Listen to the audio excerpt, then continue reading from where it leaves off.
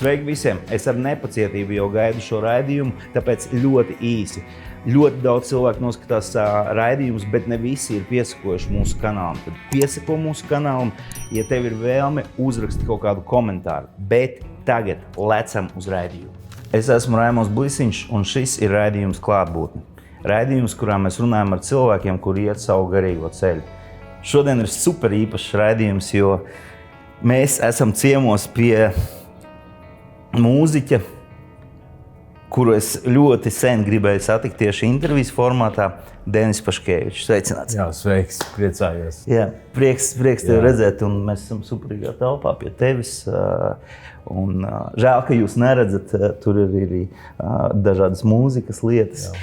Bet tas, ar ko es gribētu sākt, tā kā mēs parunāsim par pagātni, par senāku pagātni, par mazliet tuvāku pagātni, tad pirmais es gribētu par tagadni pajautāt. Ja tev vajadzētu nosaukt šo visu procesu, kas tavā dzīvē notiek līdz šim šajā brīdī, ja tas būtu kino, kā tu nosauktu šo filmu, kas notiek? Jā, tas labs jautājums. Nosaukt filmas nosaukumu par savu dzīvi, tas diezgan ambiciozi ir. Kādā dzīves mirklī es savam tēvam, kas ir kinorežisors Jevgeņijs Paškevičs, jautāju, vai es varu nosaukt viņa filmas titulu nosaukumā savu plati. Un viņš teica, vecīt, tu ļoti augstās domās pasējimies. Bet šobrīd varbūt es tiešām nosauktu tieši tajā nosaukumā, kā saucās viņa filma, kas ir Cilvēka dienas. Tā būtu arī šī stāsta titullapa. Skaists nosaukums. Kā tu jūties šodien savās cilvēka dienās? Kādā vietā tu atrodies, es domāju, sajūtu līmenī? Ja tu jautā manā vecuma grupā, manā dzīves skrējienā, gan fiziski, gan garīgi, es jūtos sabalansēts. Un es jūtos daudz labāk, nekā es jūtos 10 gadus atpakaļ.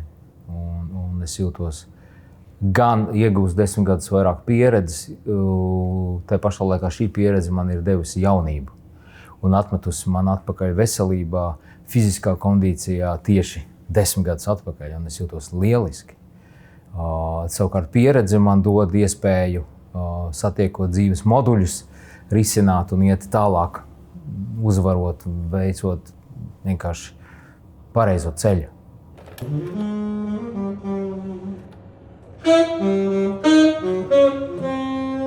Tagad īsā saruna par mūsu atbalstītājiem. Mūs atbalsta virtuālais golfs, kas atrodas Elizabetes ielā, saucās Prestiž Golfs. Tu vari arī ziemas laikā aiziet un uzspēlēt un izbaudīt, ko nozīmē golfa spēle. Kā arī restorāns Pīns, Čaka iela 37. Garšīgākās pizzas, kuras es esmu ēdis. Bet tagad atpakaļ uz raidījumu. Ieiesim mazliet tavā biogrāfijā. Tur ir vairāki punkti, kurus es esmu atzīmējis, kas, manuprāt, kas no malas vērojot tavu dzīvi, kur ir bijuši tādi spilgti, bet kurus tu pats atzīmētu kā tādus pagrieziena notikumus, es domāju, pašā jaunības, varbūt skolas laikā, tieši pagrieziena notikumus, kuri tev ir bijuši ļoti svarīgi? Jā, es teiktu, ka šodien es skatos pilnīgi savādāk, tāpēc es teiktu vairāk, ka mani lielākie pagriezieni, kurus es piedzīvoju, es viņus neieraudzīju. Jo mūsu ģimenē man vecāki man audzināja ielikt tādu filozofisku uztveri, vienkārši iet dzīvē uz priekšu un palikt gaismas pusē no bērnības. Tas man deva arī dziļāks pārdzīvojums, varbūt pie kaut kādām šūpolēm, veiksmīgākām vai neveiksmīgākām. Bet tas deva man arī tādas buras, teiksim, vēja burās, un es vienkārši gāzu. Es gāju pa dzīvi. Viennozīmīgi no mūzikas tādiem momentiem skaidrs, ka, cik es esmu mūziķis, tad profesionālā vidē gan izglītība, gan mans pagrieziens un tikšanās ar lielo džezu, skolotāju lielais džess. Nu, kāds tas bija?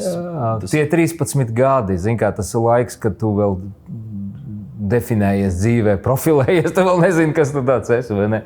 Un pirms tam es biju salauzis roku, es biju pianists un kļuvu par flautistu, un tie 13 gadi jau, un tu domā, kas tālāk.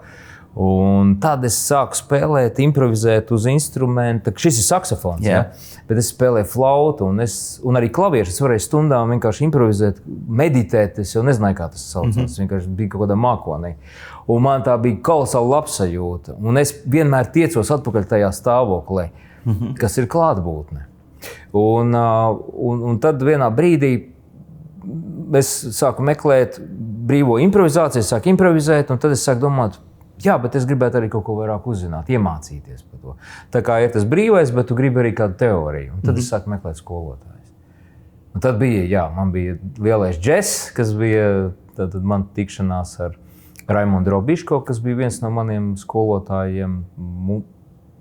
Ārkārtīgi lielu iespaidu atstāja manā spēlē un domāšanas veidā. Nevienmēr pozitīvi, nevienmēr labām tādām sajūtām, kā mēs šodien esam pieraduši audzināt jauniešus. Neiekļaujoši, konkrēti, tēvišķi, skaidri, darba uzdevums un izpilde. Tad tikšanās ar Vladimiru Kalpakovu, kas parādīja, ko nozīmē varbūt dzīves otra puse, būt mūziķim, spēlēt klubos, bāros, restorānos. Tas jau vēlākā laikā. Tas ir tie paši gadi, tas ir tā kā viena gada apjoms, tā kā es iemantoju vienā brīdī visu. Tā kā. Tas bija diezgan liels tāds kultūras šoks priekš manīm, un es redzēju, Vladimirs bija vissavienības mēroga, abi divi, viņi bija vissavienības un arī pasaulē atzīti. Bet tomēr viņi bija ieslodzīti PSRS tajā sistēmā, konstrukcijā. Un, es varētu teikt par dzīvesveidu, un es redzēju, kā tas dzīvesveids tiešām ir, un viņš nav vienkāršs. Un man bija tāds signāls, kad tāda iespējamība ir, bet vajadzētu mācīt dzīvē savākties un neiekļūt tajā vedrē, teiksim, attiecīgajā dzīvesveidā. Tas 13 gados? Jā, tas ir ļoti skaidri. No 13 līdz 14. Jā, tas ir ļoti skaidri, vienkārši ļoti skaidri. Bet tas man deva ļoti labu signālu mācīties, jo tas bija pirmais Coltrane ieraksts, tas bija pirmais Miles Davis, tas bija pirmais džess, tā bija pirmā kasete, kurā es vienu kaseti klausījos burtiski 12 mēnešu garumā. Man bija viena kasete, viens Walkman Sony, kas atcerās, un bija tādas jau austiņas beigās, bija šīs Walkman. Un es vienkārši klausījos vienu to pašu kaseti, vienā pusē Johna Coltrane, Alok Supreme, un otrā pusē Miles Davis kvintets, kur arī spēlēja Coltranes. Viss, tā bija mana mūzika. Un es, būdams akadēmiskās mūzikas adopts, es mācījos vēlāk arī mūzikas akadēmijā, es salūzu, iekšēji sadalījos. Es saprotu, ka es gribu mācīties patiesībā pilnīgi citu mūziku. Latvijā tajā laikā nav izglītības, un es sāku to ceļu tā kā duālā pasaulē. Akadēmiskā mūzika ir jāmācās. Tas ir ļoti vērtīgi, ka tu to dari, bet tomēr izaicinājums spēlēt džezu bija tāds liels. Es biju laimīgs tajā pabūt. Un tad arī pirmā nauda. Es īstenībā no tiem 13 gadiem Vecrīgā spēlēju Zviedru vārtos, no sākuma uz ielas, kopā arī ar lielisku dziedātāju, bardu dziedātāju Lainu Ligeri. Un tad jau solo, tad jau bija tāda Roza, kafejnīca, baltā roza, Vecrīgā. Pirmais darbs, 13 gados jau pelnīju ar mūziku sev papildu līdzekļus. Jā, tāds ceļš. Tā kā tas raidījums par garīgumu arī, un mūzika ir neatņemama sastāvdaļa jebkurā gadījumā. Jā. Manā vismaz uztverē. Jā, sorry par manu viedokli, bet manā uztverē. Kurš ir tas brīdis? Es vienkārši zinu kaut kādu storiju, bet man interesanti, kuru tu atzīmētu, kur tu sastapies ar tiešām kaut kādu pirmo garīguma izpratni. Ka garīgums tev, kaut kas tev uzrunāja garīgi. Jā, es varbūt tagad atmetīšos vēl nedaudz atpakaļ. Tā kā mēs skatāmies kultūru vēsturiski, mēs diezgan skaidri uzsver šo terminu. Īstenībā, ka mēs runājam arī par nāciju, par valsti, šomēr ģimenes audzināšana ir ļoti svarīga. Un tas ir kultūrvēsturiskais kodols, ko cilvēks saņem. Un vai nu viņam ir, vai nu nav. Bieži vien mēs stāstam par kaut kādiem tādiem jēdzieniem, kā tur Dievs, piemēram, mīlošs tēvs vai kā. Un cilvēks nespēja uztvert, jo viņš nekad mīlošs tēvu nav redzējis savā dzīvē. Un bieži vien tas pat ir tāds kaut kāds erors, jo cilvēks tad varbūt ja pilnīgi citas atmiņas ir par to. Manā dzīvē, mana mamma, viņa bija tā kā atslēga uz visu garīgumu un mieru dzīvē. Teiksim. Es jūtos mierā, tā, ka es runāju par viņu, es jūtu absolūtu kolosālu atmosfēru. Un tas bija cilvēks, kurš no bērnības teica, ka Dievs ir, kad tāpēc viņa nekad nestum vai negrūda man uz kaut kādām praksēm. Un tas prakses man bija dažādas, bet kā lai pasaka, no rīta pamostoties gultā, es vienmēr no bērnības biju laimīgs. Un man ir tas lielais jautājums, kas tev pietrūkst? Arī šodien es citreiz runāju pusmūžu cilvēkiem, un es saku, vai tu atceries, vai tev bija tā? Un 85% vismaz cilvēki, viņi apliecina to, ka bērnībā viņi pamodās, viņi bija laimīgi. Un te ir lielais jautājums, kāpēc mēs to zaudējam un kāpēc mums tagad tas ir jāsasniedz ar milzīgu spēku? Bet tad es atceros 1995. gadā kāda kolosāla dziedātāja, džēza un gospel dziedātāja, mēs viņu pazīstam kā Rīgas gospel kora dibinātāja Railija Orava. Tajā laikā mana kolēģe uzaicināja man uz pusdienu. Cik gadu tev tajā brīdī? Es domāju, 95. gads šodien. 75. gada es esmu dzimis. Tātad 20. Laikam, jā, tas ir. Okay. Jā, to skatīsimies par to precīzāk. Bet viņi man uzaicina uz bistro, un tajā bistro viņi man stāsta tādu, un tā kā mēs pļāpājam, tas īsti nesaprotu, ko viņi grib no manīm. Un tur es redzu, ka tie cilvēki apkārt, viņi ēd savu ikdienas maltīti, un Railija man stāsta, viņi saka, Denīt, vai tu zini, kad tur ir Dievs un tā, un es domāju, skaidrs, ka es zinu, un es arī esmu gājis tur uz Lutāņu baznīcu, man liekas, Jāņa baznīca bija Vecrīgā, vēl joprojām ir, un man dažādi tā pieredze bija, citreiz es aizmigu dievkalpojumos, citreiz nē, un tā, bet, nekas pret mācītājiem vai kā, tas vienkārši cilvēku būtība kā tāda. Tajā pašā laikā priekš manīm tāda dievapziņa, es arī nodarbojos ar meditāciju, es nodarbojos ar austrumu cīņām jau tādu bērnībā, jau ļoti agri sāku. Un man likās tāda normāla praksa, zināt, kas ir klātbūtne vienkārši. Un tad viņi sāk stāstīt par to Dievu, par to savu Dievu, un tad viņi teica, vai tu esi domājis kādreiz, kad bet tu zini, kas ir grēka nožēla, un es, protams, nezināju, kas ir grēka nožēla, jo es nemaz nejūtos tik slikts džeks. Un es tāds sēdēju un saku, vai tu varbūt tu gribi pieņemt, varbūt tu gribi iepazīties ar Dievu. Un es tā,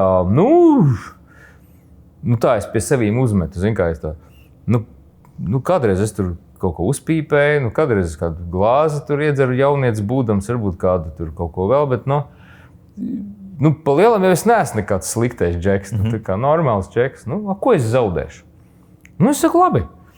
Un tajā brīdī viņi man dod rokas, viņi saka, lūksim, un es domāju, labi, lūksim arī, Un tajā brīdī, kad viņi man dod tās rokas, laiks apstājās, un tas ir tiešām pagrieziena punkts. Es domāju, ka tas ir tas nevis pašā tajā sistemātikā, kā tas notika, kā formulārs, bet tiešām, ka debesis tiešām ir tuvu, viņas vienmēr ir tuvu, bet viņi tieši tā akcents uz to, kad nāc iepazīsimies, mēs gribam uzzināt, mēs gribam, lai tu zini mūs vairāk, tā kā Jēzus viņš teica, ka debesu valstība. Es jums parādīšu, kas ir debesu valstība. Un tas tieši manī notika. Tajā brīdī viss laiks apstājās, telpa apstājās. Man bija fiziska sajūta, ka es esmu iekļauts tādā mākonī, kad viss aptvēra, tā kā spilveniem es biju aplikts. Un es redzu, tā kā laiks apstājies. Cilvēki ēd to savu kartupeli, to savu piedod kotleti, vai ne, to ikdienišķo dzīvi. Bet tas ir tā kā cita pasaule. Un pie mūsu galda ir debesis, tāda sajūta, ļoti iedvesmojoša. Bet tā ir arī fiziska sajūta, burtiski fiziska sajūta, nevis iedomāta. Un tu pretojoties tam, viņš neizzūd. Un man liekas, tas ir ļoti labs lakmus papīrs, kad vai tu pietēlo vai patiešām tu sajūti debesis. Tad labāk tu pretojies, ka Vai nesaka, nē, man to nevajag, bet tevi noķer debesis un ir. Un tas ir pa īstam. Lūk, tas manim arī notika. Un izejot ārā, es izgāju uz ielas, es ieraudzīju, debesis ir zilas. Un koki ir zaļi. Un tu tādā naivismā kusties. Tā kā jā, tas turpinājās, nākošā rītā es pamodos, es domāju, vai tas nebūs pazudis. Un nē, tā pati sajūta ir ar maniem. Un tas ir tas, ko tādā tradicionālā kristietībā mēs redzam, ka tā ir, teiksim, piedzimšana no augšas, ko saka.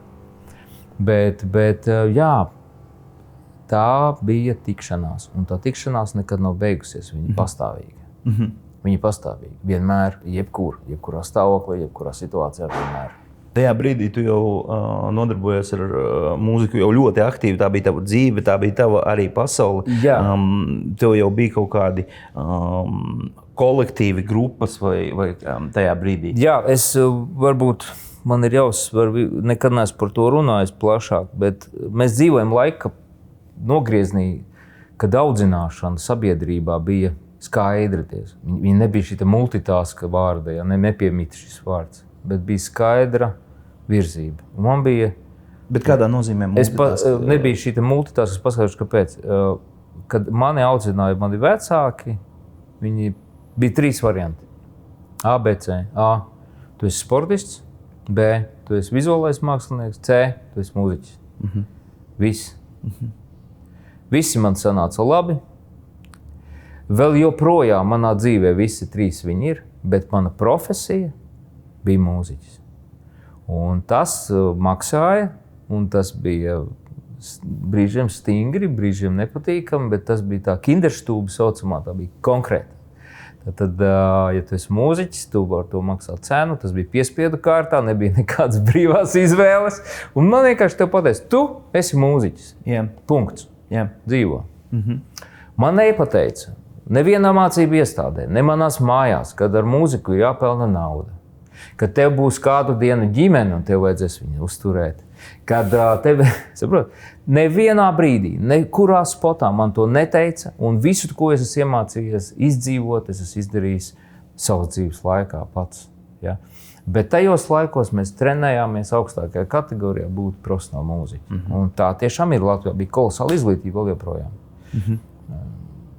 Tas ir neapšaubāms. Jā, man jautājums par grupām tajā laikā. Lūk, un es būdams jau no bērnības konfigurēts uz profesionālu mūzikas darbību, tad arī vienmēr meklējām mēs tās iespējas. Un pirmais džēza ansamblis 91. gadā jau tas bija Blaumaņa ielas džēza kvintets. Un tad jau mēs sākām draudzēties ar Kārli Lāci un Gintu Pabērzu, un Haralds Bonders bija lielisks bundznieks, viņš štatos dzīvo. Un vēl mūziķiem, kas tiešām tajā laikā arī jau spēlēja, eksperimentēja džēzu. Un tā mēs sākām sadraudzēties. Kā rezultātā tapā grupa Time After Time. Tad arī es teiktu, tas bija lielākais pagrieziens, jo mēs tiešām sākām uzstāties. Es teiktu, ka paldies tā laika menedžmentam, arī bija strauja izaugsme. Pat cik es jau stāstīju, mums neviens nemācīja finanšu apgrozījumu, tomēr, vai finanšu pratību, tomēr bija skaidrs līnijas, bija skaidra kaut kāda tāda. Bija arī ļoti daudz entuziasmu tajā visā, ko mēs darījām. Mēs bijām fanātiski, mēs paši trenējāmies ļoti daudz, mācījāmies mūziku, bet arī bija šī organizācija, bija koncertu organizācija, ceļojumi, studijas darbi, izdošana, sadarbības ar tādām kompānijām kā Sony, piemēram, pirmais minidisks tika izdots un tā tālāk. Tā kā ļoti, es teiktu, ārkārtīgi liels cilvēku skaits, kuri noticēja tam, ka Time After Time ir kaut kas īpašs Latvijai un ka tajā ir vērts investēt. Kas īsi, ja tu tā pārskrien, kas notika ar to grupu vispār? Izskriet cauri vienkārši, varbūt minūtes laikā. Kā tas sākās un kā tas bija un kā tas beidzās? Kā tas beidzās, es teiktu tā. Ļoti loģiski beidzās un tas ir izglītības jautājums, jo mēs katrs savas dzīves posmā nolēmām izglītoties kādā jomā. Un vispārējais izglītības, intelekta un arī tehniskas. Manā dzīvē es aizbraucu mācīties, iestājos Igaunijā, paralēli Mūzikas akadēmijas, ja nemaldos, 2. kursā. Iestājos Igaunijā džeza nodaļā, jo mans sapnis tomēr bija spēlēt džezu. Un spēlēt pa īstam, nevis imitēt. Un tad es jau biju atradis sevi Holandē, Vācijā, un es aizgāju rotācijā.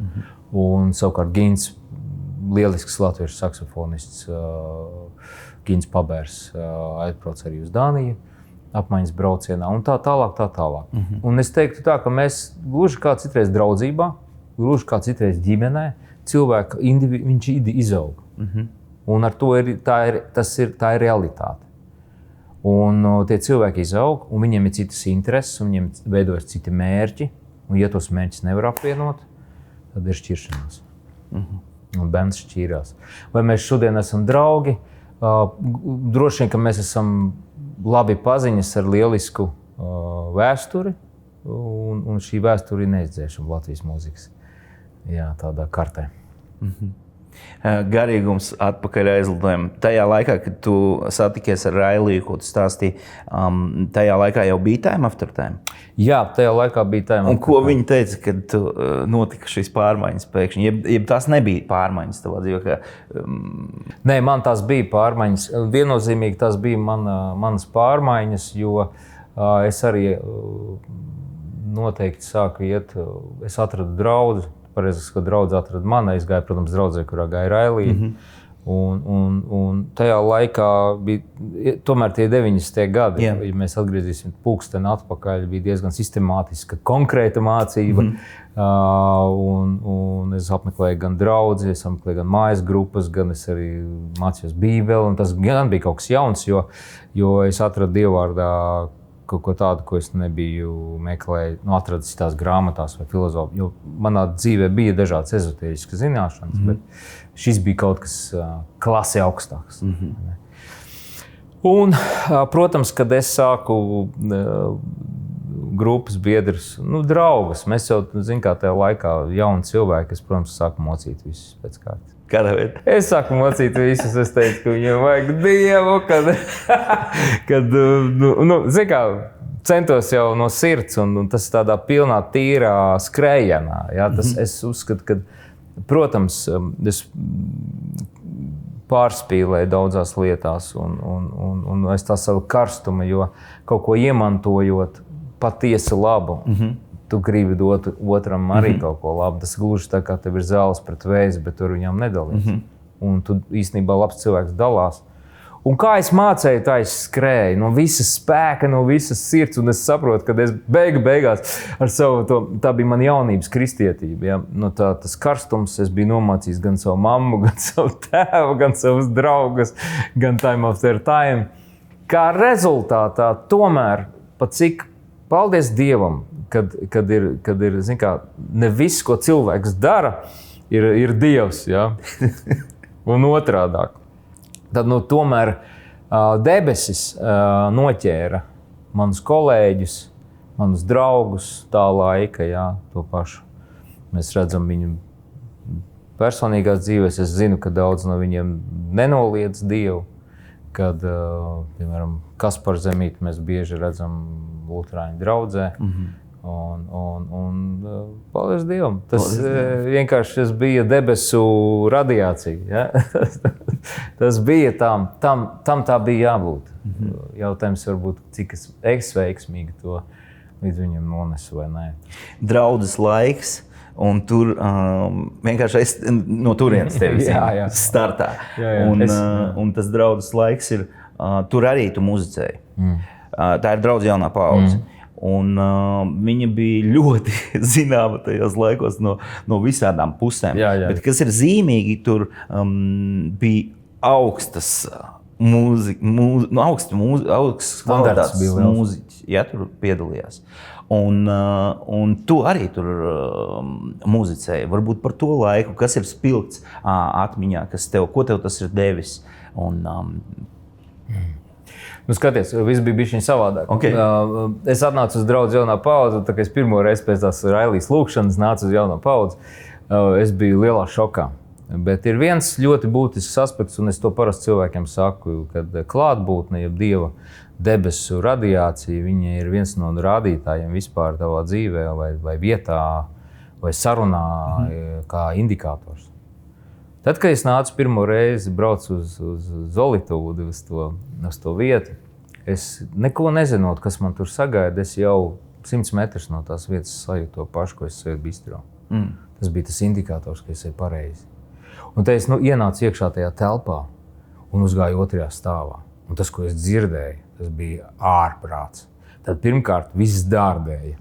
Bija cilvēki, bija 1000 cilvēku, man liekas, tur iet iekšā. Varbūt nedaudz mazāk. Līdz augšai. Un man bija vieta tikai pašās beigās augšā. Un tad es kaut kur uz trepēm nosēdos un sēdēju, jo man nepatīk tā kā pozicionēties baigi. Un Railī jau gribēja, lai mēs ejam tuvāk un tā tālāk. Un, protams, viņi sagaidīja mani. Un ir drausmīgs skaļums.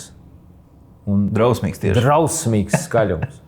Un uz skatuves izlec cilvēks, pusmužs cilvēks, baltā žaketē un vicina to žaketi. Un es domāju, ārpats, kur es esmu? Un bļauj drausmīgā balsī mikrofonā. Un skan rokenrols. un tāds nepārāk labs.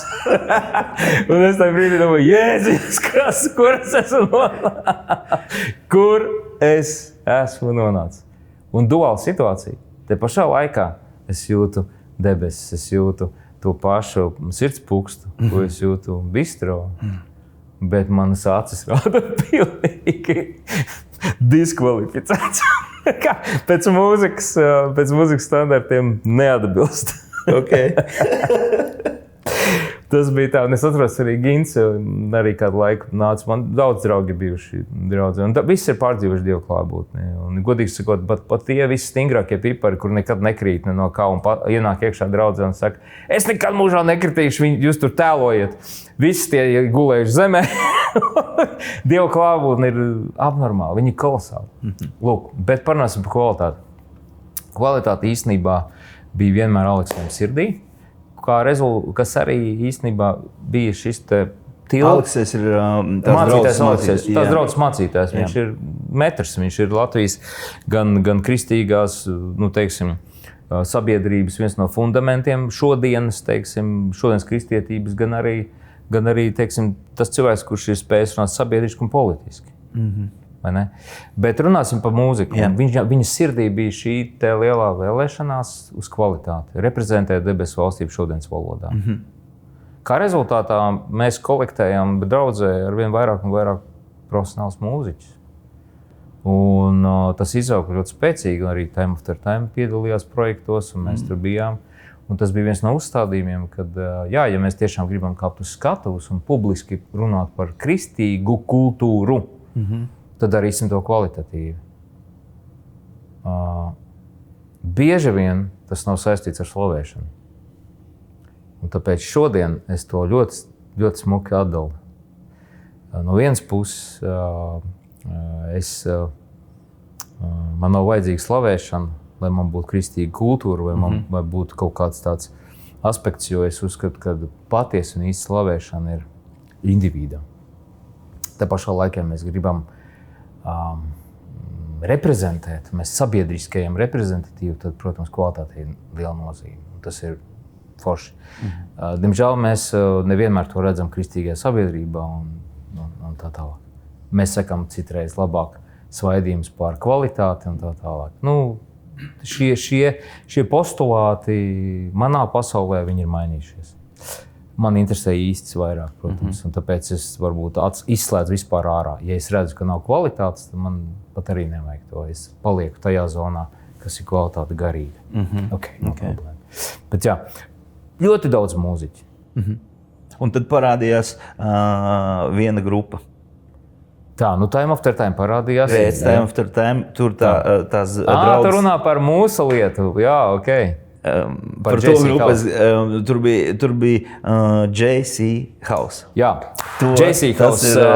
JC House bija, tas bija jau tāds pagrieziens, kad Time After Time gāja uz beigām.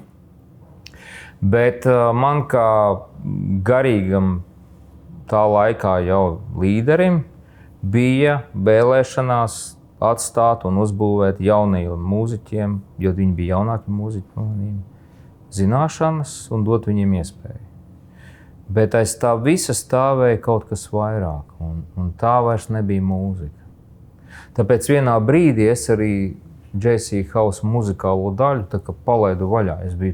Mēs bijām trenēti, mums gāja labi, bet bija citi motīvi, kāpēc mēs to darījām. Tāpēc es to palaidu vaļā, es atdevu tiem, kas grib pozicionēties un būt mūziķi. Tur bija divi ļoti talantīgi cilvēki. Kuri? Nosauks? Murašovu ģimene. Jā. Bija Pāvils un Romāns Murašovs. Jā. Viņiem bija savs virziens, ko viņi gribēja attīstīt. Es to sirdī redzēju. Es saprotu, ja mēs sevišķi esam kristieši un mēs runājam par pozīciju mīlestībā, tad tu dod otram ceļu. Ja tas ir ego, tad tas ir cits disciplinārs. Tāpēc izvēlējos to un devu ceļu. Jo daudz svarīgāk priekš manīm bija tas galvenais, kas J.C. House'ā bija, šis darbs ar atkarīgiem jauniešiem, A, B, darbs ar jauniešiem, kuri ir uz ielas, C, vispār kristīgajā vidē sākt dot apmācību cilvēkiem, lai viņi neveģetē, nenāk svētdienas uz draudzi, no dievkalpojuma uz dievkalpojumu, bet savā kristīgajā dzīvē apmācīt viņus, sāk dalīties ar savu dāvanu citiem cilvēkiem un apmācīt sabiedrību, dažādiem skilliem, dot iespēju palīdzēt un tā tālāk. Elementāri tāda kristīga fundamentu bāze, ko es redzēju, kas ir zudusi. Vai es biju vienīgais? Nē, to mēs darījām kopā ar Andreju Kočkinu, otru mācītāju, kas bija mans labākais draugs ilgu gadu garumā, un mēs vienkārši saņemām to no Dieva un bliezām. Zini kā, tu esi jauns, tu daudz nedomā, tu vienkārši seko sirdī. Jā. Tas arī bija. Tā arī, kā radās tas J.C. House? Ja tā arī tas radās, mēs sākām, nodibinājām pirmkārt bendu. Jā. Es starp mūziķiem bija arī Ilja Kuļesniks, DJs, kas bija obligātā bāze. Bendam bija arī šī elektroniskā sadaļa.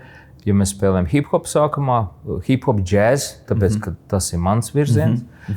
Un, protams, ka mums bija arī Normons Piezis bija trompetists un tā tālāk. Uzreiz viņš savācās tā? Nē, tā bija tāda konfigurācija, man liekas, divu gadu garumā. Un mēs sākām eksperimentēt. Viens albums, otrs albums, un tad es redzēju, ka iet citā virzienā nedaudz mūzika, kāda man neinteresē. Kāds tur bija virziens? Viņi puiši gribēja iet smagākā hardcore virzienā. Loģiski man tas nebija primārais. Man kā reperim tur ir viens pants no tevis vai divi panti. Jā, man liekas, ka tu tur iebliez. Jā. Nē, es tur nebliezu, tur bija tavi panti bet divi, tas bija jau tāds transformatīvs laiks, jo es tomēr atkal, tas bija vēstījums šiem te jauniešiem cilvēkiem. Tas bija vēstījums, tiešām man vienmēr ir kretinējis atvainojos par izteicienu tāds inertums cilvēku. Un ja tev tiešām ir dota iespēja, ja tu esi, un sevišķi, ja tu sauc sevi par lielā draudzē, tu esi kristietis, tad tev ir milzīga iespēja dot roku citam cilvēkam. Un tas bija tas, par ko mēs runājām. Vienkārši. Otrs, pacelt cilvēkus no tāda fatālisma kristīgā jau tad, pacelt ārā, izraut viņus ārā un pateikt, ka dzīvība ir. Un tas bija tas vēstījums, kas ir, ko tu zini no manīm, pasties, tagad ir 25 gadi jau garumā. Tā kā mūzika evolucionēja, un bends evolucionēja, lai gan standarts mēs ielikām arī augstus. Mēs bijām ASV, mēs bijām arī Pēterburgā, mēs bijām Ukrainā, mēs esam bijuši ļoti daudz kur Sibīrijā.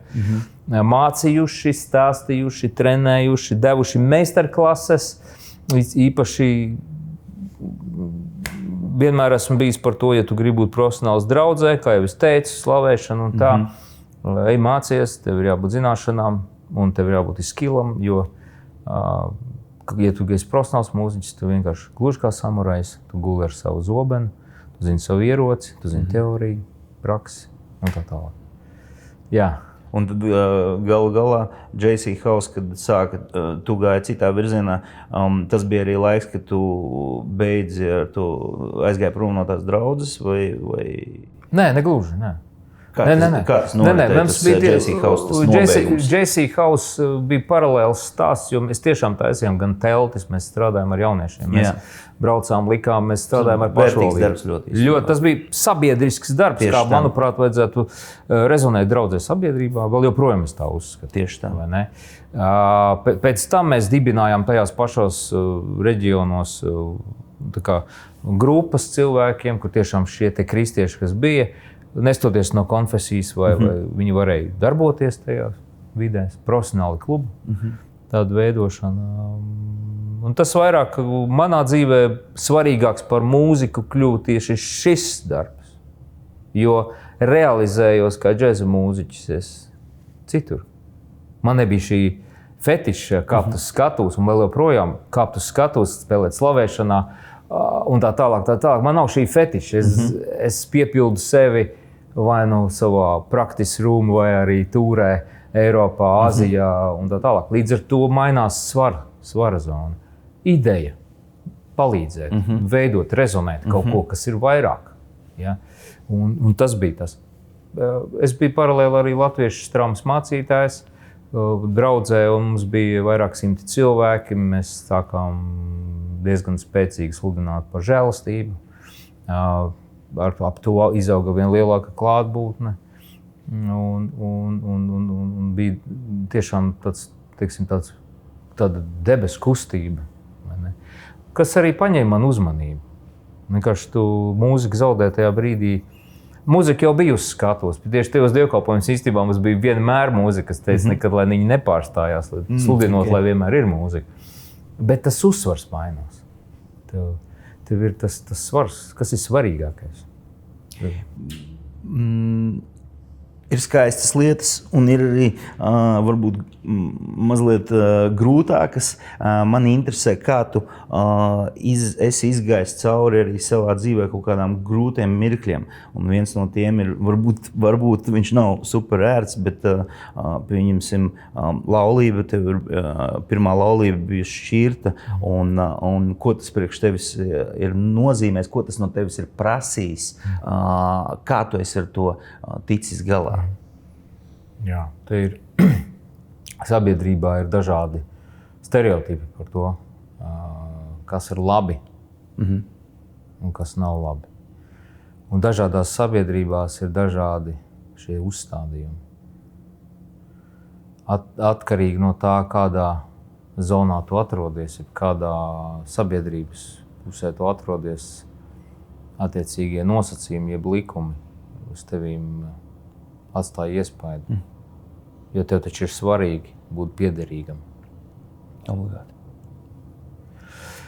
Mana laulība tika pirmā slēgta draudzē, un mana šķiršanās notika draudzē. Attiecīgi no kristīgā viedokļa. Varbūt tas nav tas skaistākais stāsts, jo es saņēmu ārkārtīgi lielu nosodījumu par to, ka es nespēju noturēt savu laulību. Un tajā pašā laikā es zināju, ka es daru pilnīgi pareizi savā dzīvē. Un es zināju, ka ja es turpināšu turēt savu laulību, tad es padarīšu daudz cilvēkus nelaimīgus, ieskaitot mans bērnus, manu esošo tā laika sievu. Es būšu despotisks, drastisks saimnieks tikai tāpēc, ka likums, kurā sabiedrībā es atrodos, tai sabiedrībai likās, ka tā ir pareizāk. Es sekošu kaut kādiem tādām norādēm. Tik lielu nosodījumu un spiedienu, kādu es un vispār mēs saņēmām no kristīgās sabiedrības, es neesmu nekad savā mūžā saņēmis nekur sekulārā vidē. Nekad vispār, ne par vienu tēmu. Pat politika, kurā es šobrīd esmu aktīvs, nav nesus tik smagus triecienus un caur manu ego, nesliktā nozīmē, ja pašapziņa, devusi man iespēju ieraudzīt realitāti. Tas nav bijis ērti, tas nav bijis patīkami, tas ir bijis sāpīgi. Bet realitāte tas man ir parādījis, kur es atrodos, kas es esmu, kas ir tā vērts, par ko es cīnos, kur Dievs ir tajā. Lūk, tie visi tie nosodījumi un tas spiediens, tas viss bija tajā procesā vai tad, kad jau tas notika? Tad, kad tu jau izšķīries un tad, kad uzzināja cilvēki, vai arī kā tas notika? Nosodījums ir sabiedrības viedoklis, viņš ir tad, kad informācija sāka plūst. Tajā brīdī jau es saprotu, kas notiek, ko es daru. Ja es draudzējos, ja es esmu konfigurēts, ja es saprotu, es esmu grounded, jeb nosvērts. Mūsu lēmums šķirties jau bija apusējis. Jā. Es vienmēr esmu teicis to, ka cilvēks, ka tā ir divu personību izaugšana. Ja nav iespējas vienkārši, nav tā kā viens koks un katrs zars ir izaudzis uz otru pusi. Jo mēs ļoti agri apprecējāmies. Es ļoti arī atceros to brīdi, kad mans draugs mācītājs sēž man blakus, viņš saka, vai tu saproti, ko tu dari? Un es tajā brīdī... labi, to mēs atstāsim ārpus kadra, tāpēc, kad vienkārši mēs bijām ļoti jauni. Un mums likās, ka ir jādara tā. Un tas bija arī zināms spiediens, lai es būtu kalpotājs. Un tas ir reliģiozs spiediens, ko es nenovēlu nevienam cilvēkam. Un es mācu, un es runāju un runāšu par to, ka šādām lietām nav jābūt baznīcā. Vienkārši nav jābūt. Doma tāda, ka tu pirms laulības nevar būt kopā ar cilvēku. Ja tu esi kopā, tad tev ir jāprecās. Jā. Okay. Un tagad otra puse. Jebkura šķiršanās, tos jautājums saknē bija savādāk. Jebkura šķiršanās ir ļoti sāpīgs process. Ļoti sāpīgs. Jo tā ir dvēseles garīga vienošanās ar otru cilvēku. Un te ir runa par, varbūt vieglākā formā vienkārši par draugiem. Jā. Varbūt vēl vieglākā formā par čomiem. Un arī darba biedriem. Ja tev ir tavu komanda, kurai tu šausmīgi uzticies, tu liek, ka tu viņus idealizē, tu ej viņiem kopā, vienā brīdī, bum! Jūs ejiet katrs savā virzienā. Un tas ir ļoti nepatīkami. Un tāpēc, ja man jautā, vai Dievs ir par šķiršanos, nē, viņš to ļoti labi saprot, tas ir ļoti sāpīgi. Tas ir ļoti sāpīgi, un tev būs ar to jātiek galā, ja tu to ceļu izvēlējies. Bet tas ceļš iespējams ir tāpēc, lai tu pēc tam varētu, un tas otrs cilvēks būtu pilnvērtīgs, jo tu savas muļķības pēc es rīkojos tā vai šā. Un šīs ir tās konsekvences. Un bieži man sieva gan tam nepiekrīt, šodienas man ģimenes laulātā draudzene. Es gribu tieši pajautāt. Okay. Ir lietas, kurās mēs, lai es pierādītu, ka es neesmu diktators ģimenē. Mums ir lietas, kurās viņi nepiekrīt. Viņi saka, ka Dievs dod otru pusi. Dievs dod otru pusi cilvēkam. Un tas ir ļoti romantiski un skaisti, un bieži vien tu jauniem cilvēkiem to saka, un meitenēm īpaši, kas saka, tev būs kolosāls vīrs, un tev būs skaista laulība, un tu jau nezini patiesībā, vai ne? Bet tu viņai stāsti to. Un tad es sievai arī saku, kad es uzskatu, ka ir savādāk, kad īstenībā Dievs man prasīja, Tēvs man prasīja, ko tu gribi. Un es teicu, es gribu tā. Un te ir tā mūsu atšķirība. Man sieva svēti tic, ka Dievs dod otru pusi, bet es saku, hei, Dievs man prasīja, ko tu gribi. Jo tam ir konsekvences. Tam ir pēctecība. Visiem teviem lēmumiem ir pēctecība. Arī kļūdām ir pēctecība. Arī kļūdainiem lēmumiem. Gan finansēs, gan karjerā, gan draudzībā, gan emocijās tavās, gan laulībā ir pēctecība. Divas lielas lietas es vēl gribu obligāti aizskart, bet par tagadējo tavu laulību. Jūs jau bijāt pazīstami jau iepriekš, jau kaut kur muzicējot un tā. Kā notika? Man vienkārši interesanti tieši tas mīlas, cik tu vairāk, protams, jo šis pilnībā nav raidījums par to, bet man tas ir vienmēr interesējis. Kā notika, kā jūs šādā virzienā iepazināt? Vissvētākajā,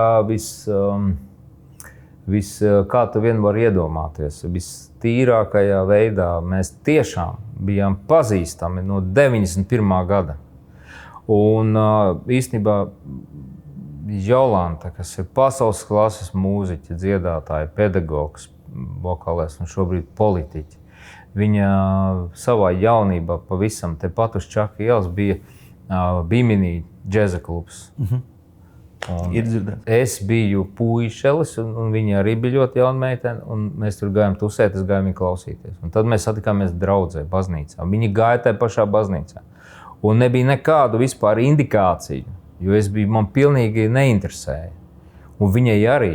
Un mēs dzīvojām, un mēs kalpojām un darījām, un tam nebija nekādu indikāciju, kad gribētos kaut kas tur veidoties, vai būt kaut kāda slēptā mīlestība. Jā. Un nekā tāda. Un tas notika jau tad, kad mēs īsti pirms kāzām, mēs braucām, es biju no Latvijas, izveidojis apmācības grupu, mēs devāmies uz Spāniju, džeza mūziku mācīties, un tā bija pirmā reize, kad mēs sākām runāt par Dievu vispār. Es biju izdzīvojis diezgan smagu krīzi, garīgu, un es gribu teikt, ka tāds bijušas vairākas manā dzīvē. Un tad mums bija sarunas, kas vispār mani sāka vest tādā virzienā kaut kādā. Tas bija pilnīgi tā kā cita pasaule, cita attieksme. Pilnīgi cita attieksme.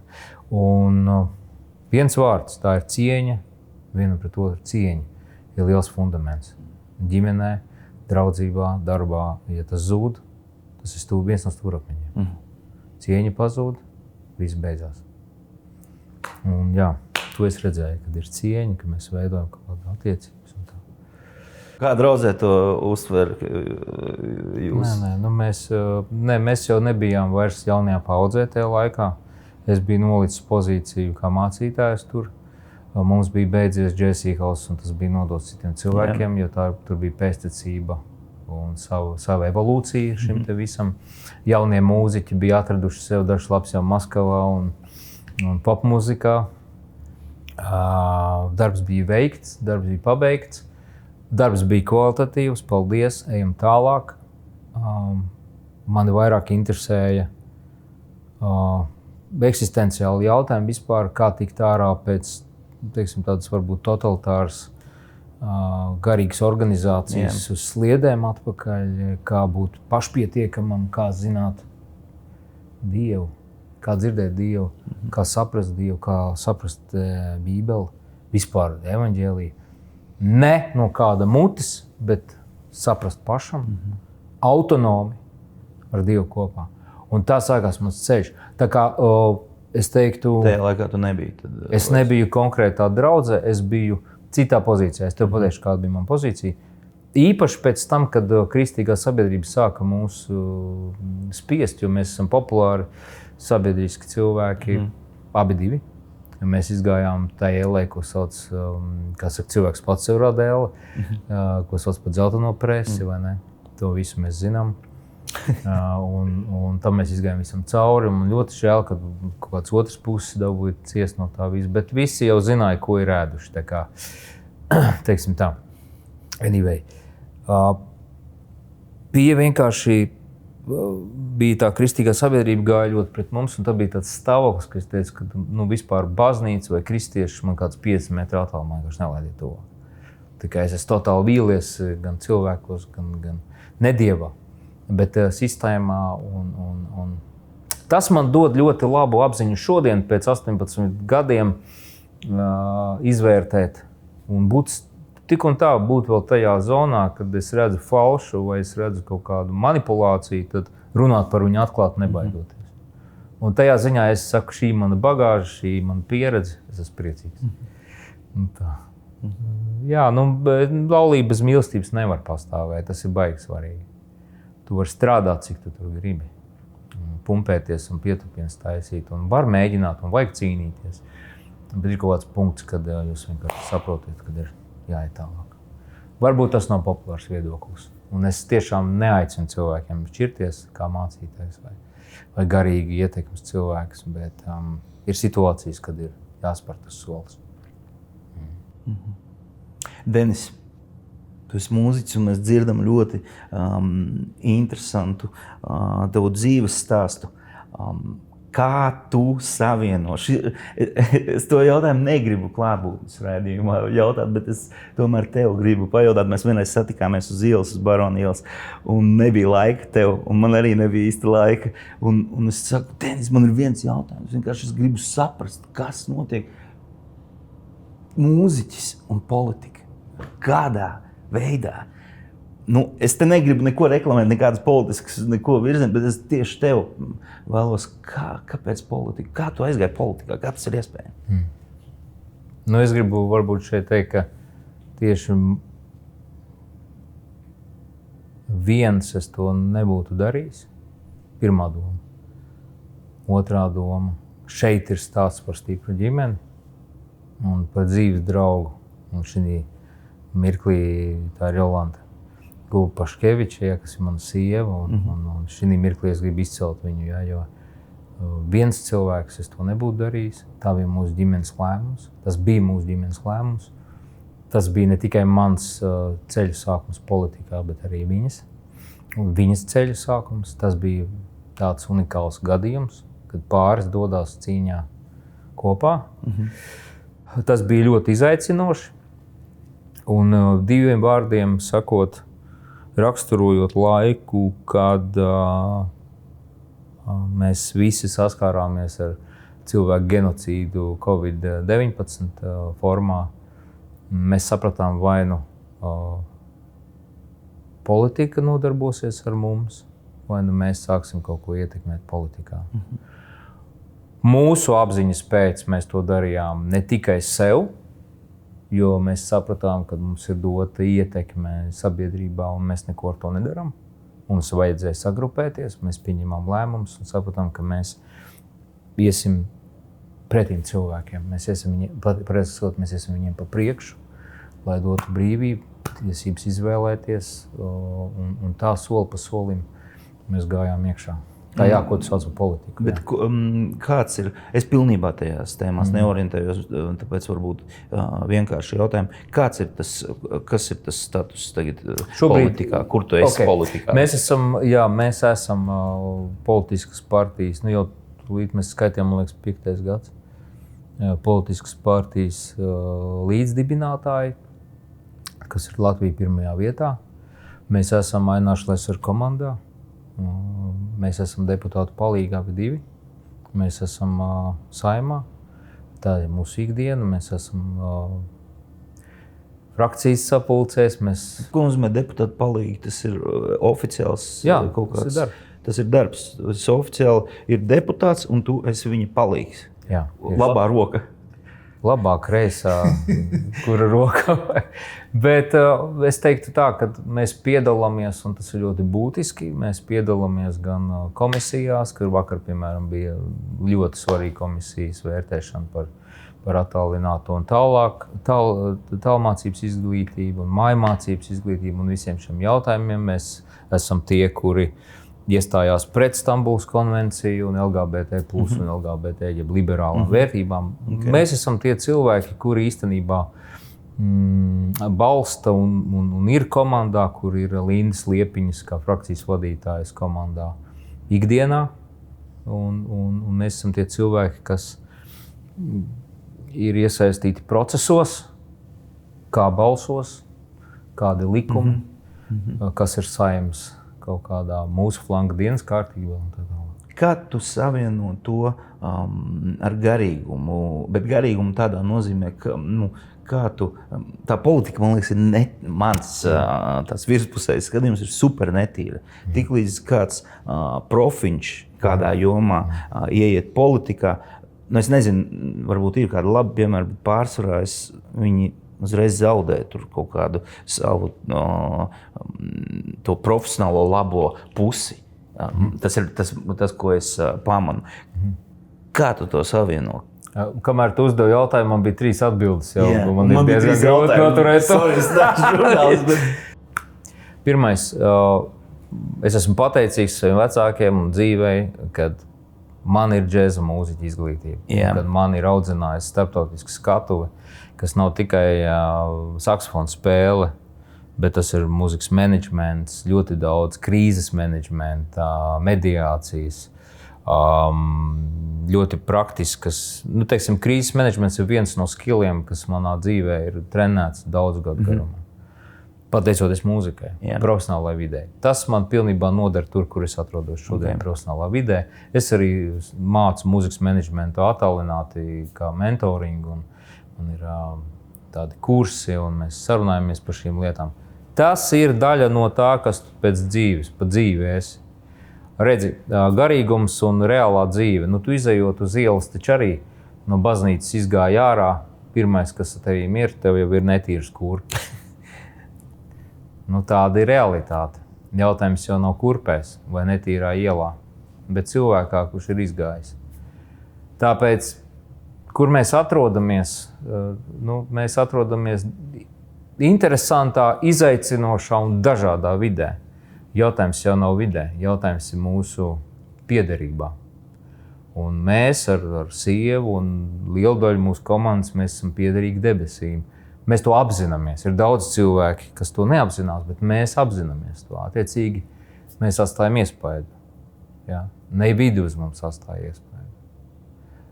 Es tiešām ticu tam, kad mēs dzīvojam laikmetā, kad ir debesu valstība, un mēs šo debesu valstību pēc iespējas maksimāli viņu aktivizējam apkārt ar veselo saprātu, ar darbībām un tā tālāk. Tieši tik vienkārši. Man nav jābūt super garīgam, lai es būtu normāls cilvēks. Un manuprāt, ka mēs vienkārši stereotipiski pārspīlējam šīs lietas. Jo tu esi patiešām Kristu, vai tu esi patiešām garīgs, vai vienkārši viņš dara savu darbu tevī. Par politiku pēdējā tēma. Jā.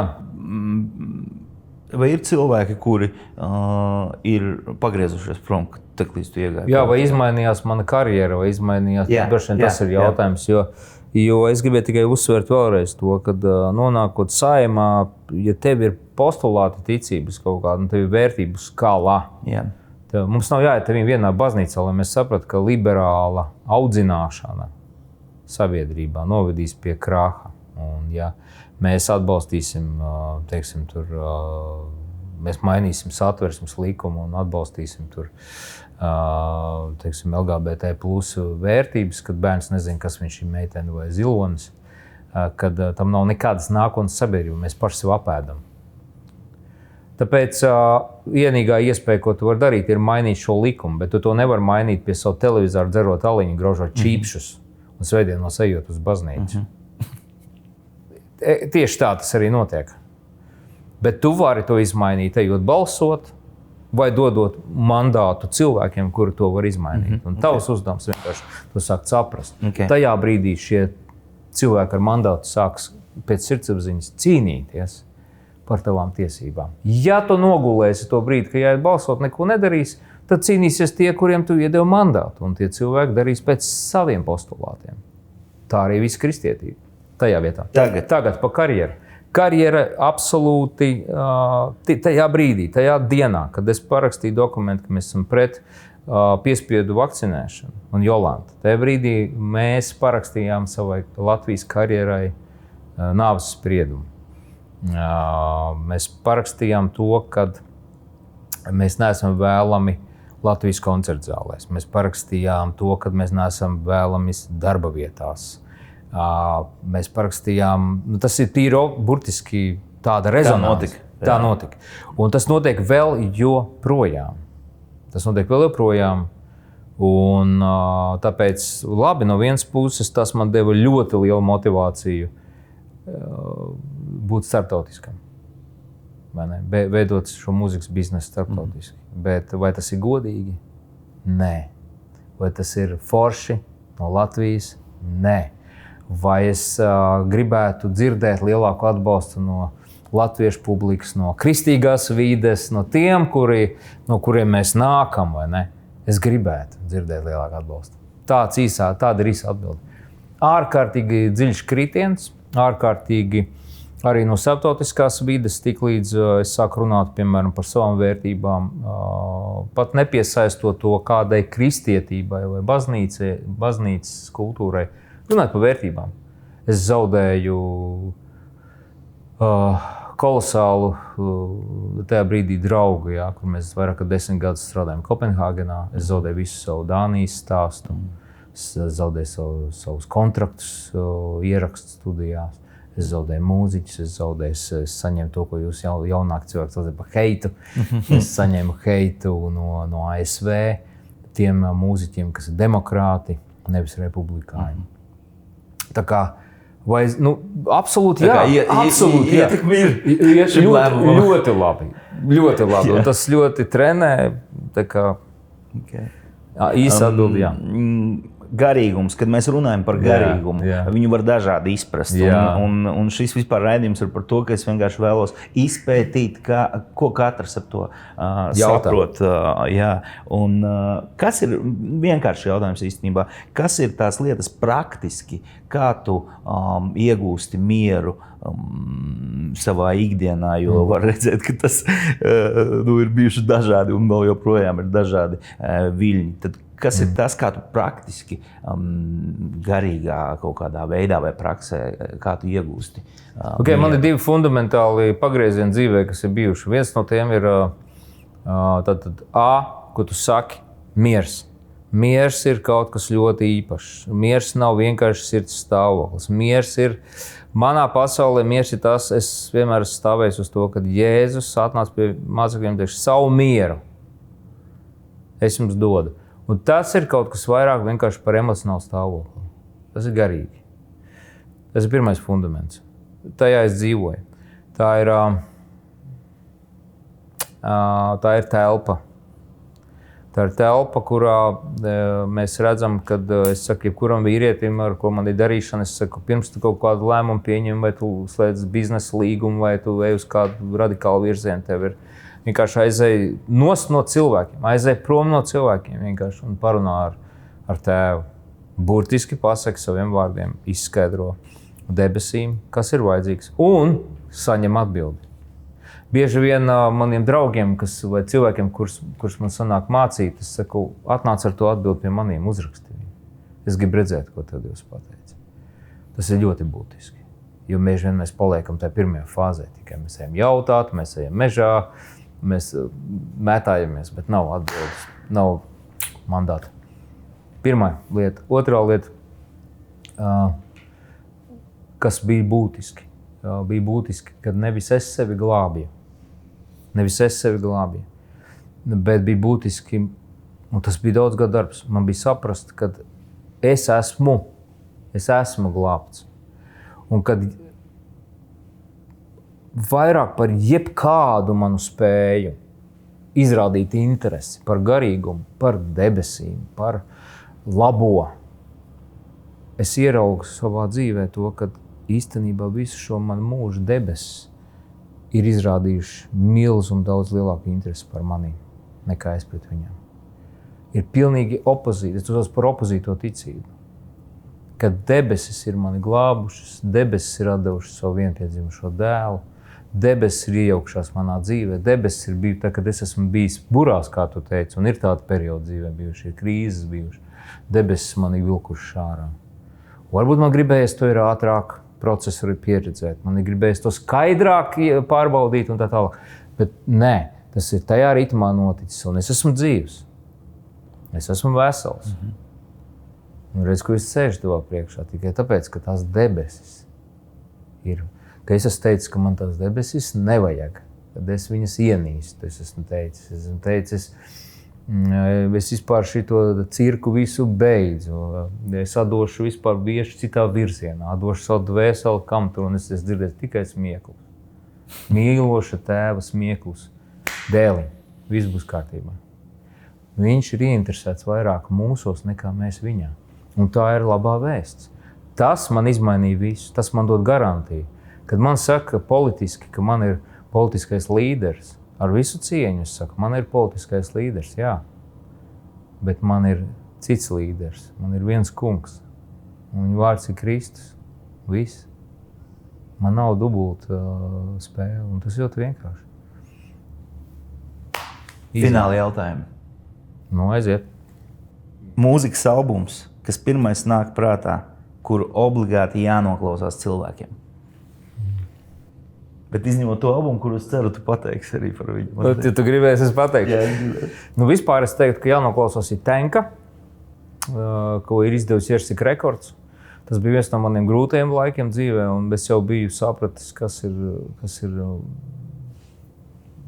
ka patiesībā ir viss labi, bet līdz manīm neaizgāja. Es nevarēju tā kā pieņemt to, ka gribās vēl strādāt. Un tas ir solo albums, kur mēs ierakstījām ar Jersey Records reformātu baznīcā. Tur ir Steinway klavieris, es spēlēju tikai solo, kur ir šie modulāri instrumenti, spēlēju saksofonu, indiešu bansuri flautu. Un tas ir rakstīts uz lentes. Pirmkārt, tas ir pilnīgi analogs ieraksts. Tas ir albums, ko es ieteiktu, jo tur nav citi mūziķi, un tur esmu pilnīgi kails, pilnīgi aizmisumā, jo mana mamma tajā brīdī bija uz nāves gultas, un es nezināju, ko to darīt. Ok. To lūdzu atrodat internetā. Es ceru, ka viņš ir pieejams. Absolūti, jā. Bet īsi par šo. Jā, nu šeit ir unikāls gadījums. Es pārkāpu ētikas normas. Jo šī ir, tu saņem vienīgo un pirmo plati, jo tā sakritis ir kosmiskais pulkstenis. Tad šeit jau tu redzi Viņa Hendriksona gleznas darbu, kas saucās Valstība.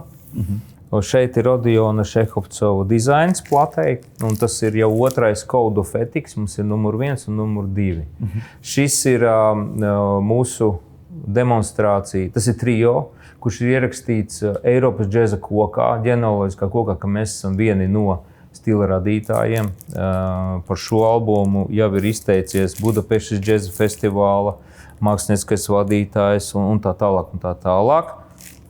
Tikko no fabrikas, vēl nav uz līme, bet šādi izskatās arī plati īstenībā, kad viņi ņem ārā, tāda viņa arī būs.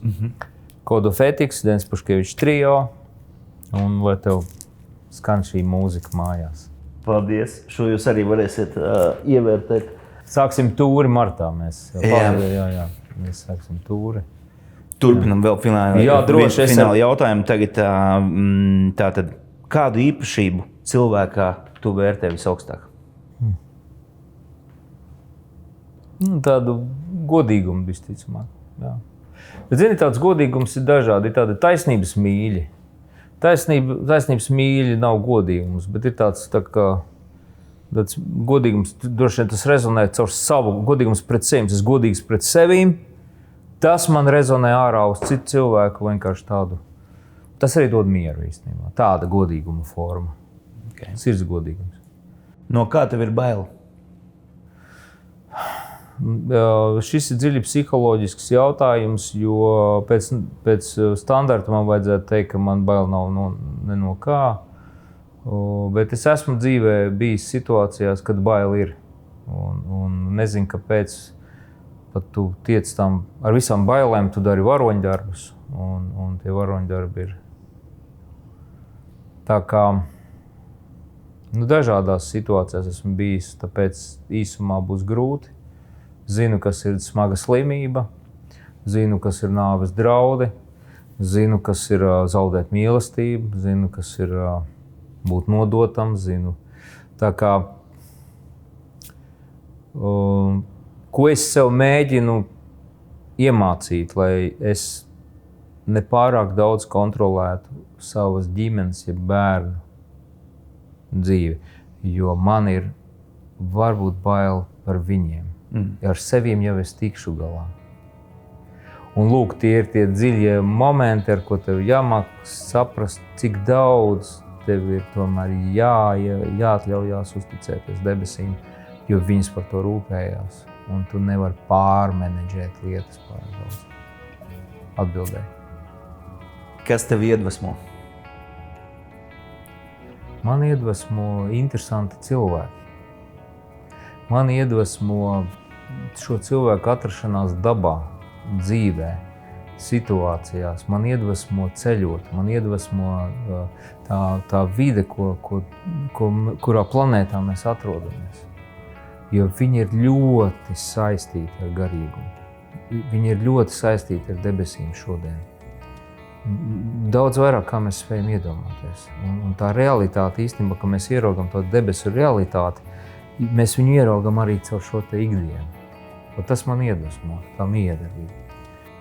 Un pēdējais, ko tu sev pateiktu, ja tu sevi satiktu pirms 30 gadiem? Nu, es pateiktu mierīgi. Mierīgi. Jā. Paldies, liels ar mums kopā bija Denis Paškevičs, un paldies tev par tavu klātbūtni. Paldies.